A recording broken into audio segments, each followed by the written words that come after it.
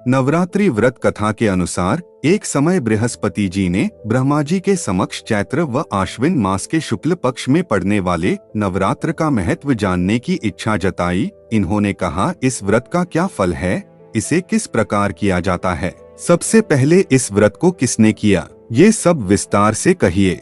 बृहस्पति जी के प्रश्नों का जवाब देते हुए ब्रह्मा जी ने कहा, हे बृहस्पति, प्राणियों के हित की इच्छा से तुमने बहुत अच्छा प्रश्न किया है। जो इंसान मनोरथ पूर्ण करने वाली माँ दुर्गा, महादेव, सूर्य और नारायण का ध्यान करता है, वे धन्य है। यह नवरात्र व्रत संपूर्ण कामनाओं को पूर्ण करने वाला है। इस व्रत को करने से पुत्र, धन, विद्या और सुख मिलता है। इस व्रत को करने से रोग दूर हो जाता है, घर में समृद्धि की वृद्धि होती है, बंध्या को पुत्र प्राप्त होता है, समस्त पापों से छुटकारा मिल जाता है। जो मनुष्य इस नवरात्र व्रत को नहीं करता, वह अनेक दुखों को भोगता है। यदि व्रत करने वाला मनुष्य सारे दिन का उपवास न कर सके तो एक समय भोजन करे और 10 दिन बांधवों सहित नवरात्र व्रत की कथा का श्रवण करे। हे बृहस्पति, जिसने पहले इस महाव्रत को किया है, वह कथा मैं तुम्हें सुनाता हूँ। ब्रह्मा जी बोले, प्राचीन काल में मनोहर नगर में पीठक नाम का एक अनाथ ब्राह्मण रहता था। वह माँ दुर्गा का भक्त था। उसे संपूर्ण सद्गुणों से युक्त सुमति नाम की एक अत्यंत सुंदर कन्या उत्पन्न हुई। वह कन्या अपने पिता के घर में अपनी सहेलियों के साथ क्रीड़ा करती हुई इस प्रकार बढ़ने लगी जैसे शुक्ल पक्ष में चंद्रमा की कला बढ़ती है। उसका पिता प्रतिदिन जब दुर्गा की पूजा करके होम करते, वह उस समय हर रोज वहां उपस्थित रहती।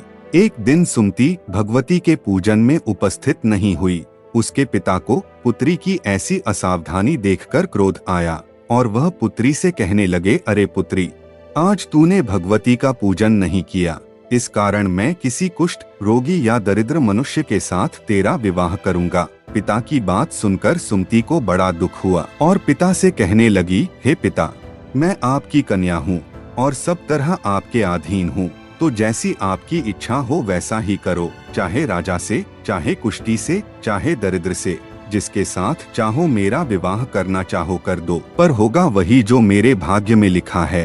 क्योंकि कर्म करना मनुष्य के अधीन है, पर फल देना ईश्वर के अधीन है। कन्या के निर्भयता से कहे हुए वचन सुन उस ब्राह्मण ने क्रोधित होकर अपनी कन्या का विवाह एक कुष्ठी के साथ कर दिया और अत्यंत क्रोधित होकर पुत्री से कहने लगा, हे पुत्री, अपने कर्म का फल भोगो, हम भी देखें कि भाग्य के भरोसे रहकर तुम क्या करती हो।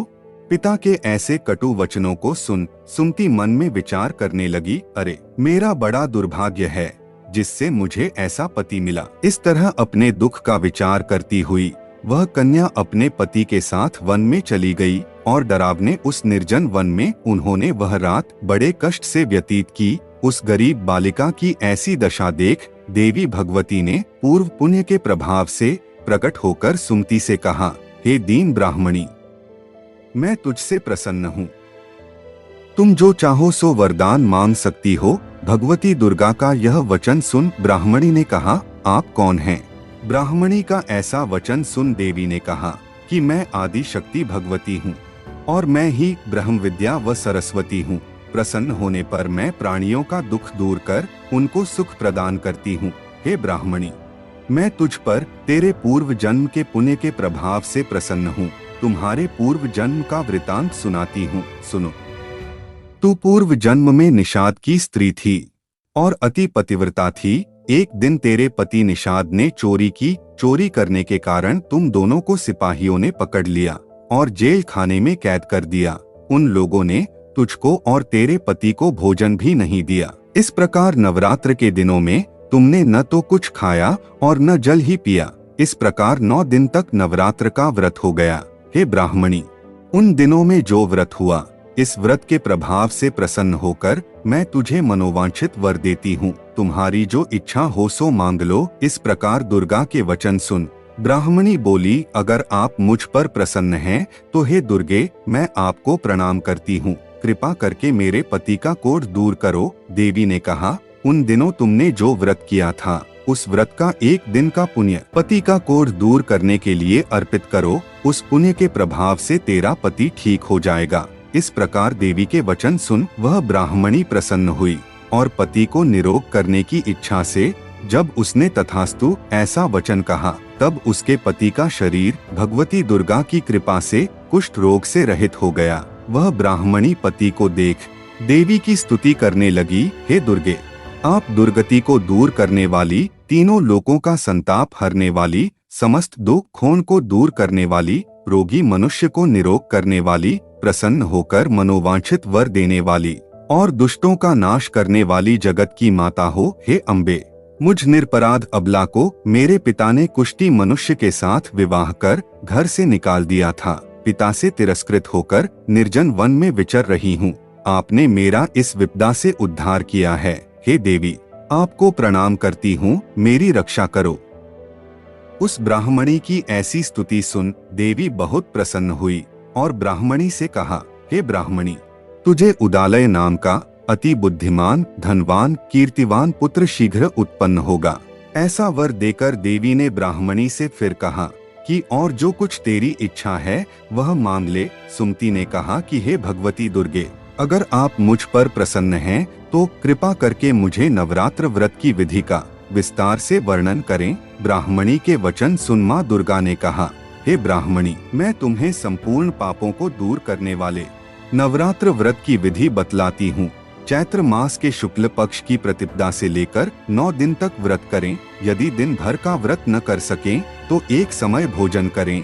शुभ मुहूर्त में घट स्थापन करें और वाटिका बनाकर उसको प्रतिदिन जल से सींचें। महाकाली, महालक्ष्मी और महासरस्वती की मूर्तियां स्थापित कर उनकी विधि सहित पूजा करें। बिजौरा के फल से अर्घ्य देने से रूप की प्राप्ति होती है। जायफल से अर्घ्य देने पर कीर्ति, दाख से कार्य की सिद्धि होती है। आंवले से सुख की प्राप्ति और केले के अर्घ्य देने से आभूषणों की प्राप्ति होती है। इस प्रकार पुष्पों व फलों से अर्घ्य देकर व्रत समाप्त होने पर 9वें दिन विधि विधान से हवन करें। खांड, घी, गेहूं, शहद, जौ, तिल, बिल्व, नारियल, दाख और कदम जैसी विभिन्न सामग्रियों से हवन करें। आंवले से कीर्ति की और केले से पुत्र की, कमल से राज सम्मान की और दाखों से संपदा की प्राप्ति होती है। खांड, घी, नारियल, शहद, जौ और तिल तथा फलों के होम करने से मनोवांछित वस्तु की प्राप्ति होती है। व्रत करने वाला मनुष्य इस विधि विधान से होम कर आचार्य को अत्यंत नम्रता के साथ प्रणाम करे और यज्ञ की सिद्धि के लिए उसे दक्षिणा दे।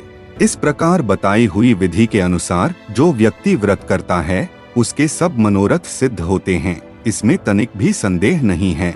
इन 9 दिनों में जो कुछ दान आदि दिया जाता है उसका करोड़ों गुना फल मिलता है। इस नवरात्र व्रत करने से अश्वमेध यज्ञ का फल मिलता है।